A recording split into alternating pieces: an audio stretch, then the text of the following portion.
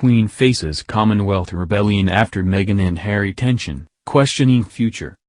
The Queen is set to face a Commonwealth rebellion following tensions with Meghan Markle and Prince Harry, with some of the Commonwealth realms likely to be questioning their future, claimed royal historian Carolyn Harris.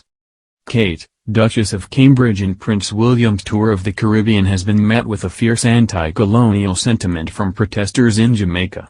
Upon the Cambridge's arrival into the country on Tuesday, there was a demonstration outside the British High Commission, where protesters called for an apology and reparations for the transatlantic slave trade. The protests also demanded that the royal family acknowledge that they had benefited from slavery.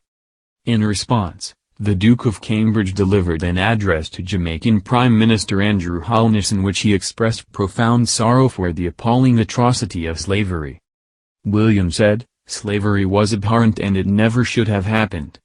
I strongly agree with my father, the Prince of Wales, who said in Barbados last year that the appalling atrocity of slavery forever stains our history."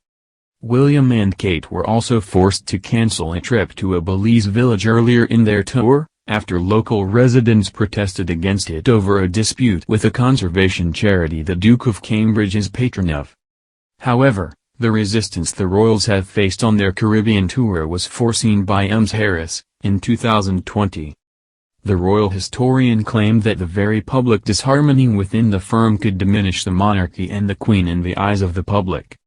Speaking to Vanity Fair at the time, Ms. Harris said, "The Queen isn't just Queen of the United Kingdom. If the royal family is less visible in the Commonwealth realms in the next reign, the question of the future of the monarchy in the 16, now 15, countries might arise." She added, "The monarchy, ideally, presents a cohesive front to the public." The expert, who is author of Raising Royal, 100 Years of Royal Parenting, added that the Queen is seen as a unifying force, a level of government that's above all party politics. Harry and Meghan quit the royal family in 2020 and subsequently moved to Montecito, California, where they live with their 2 children Archie and Lilibet. Since splitting from the firm, the Sussexes have had tension with members of the royal family, including William and Prince Charles. The fractious relationships then widened after Harry and Meghan gave a 2-hour CBS interview with Oprah Winfrey in which they made a number of explosive claims about royal life. Professor Jenny Hawking, who until last year was on the National Committee of the Australian Republican Movement, told Express.co.uk that the Sussexes' Oprah interview in particular may have taken the mystique out of the royal family. Professor Hawking said, "With the Harry and Meghan interview, it was very interesting to see the interest in the monarchy and see people raise the question, why is the monarchy in Australia anyway? Why do we have this residue from another time? From our colonial past?" From that interview there appears to be a roaring dysfunctional family, pretty much like a lot of others we may know.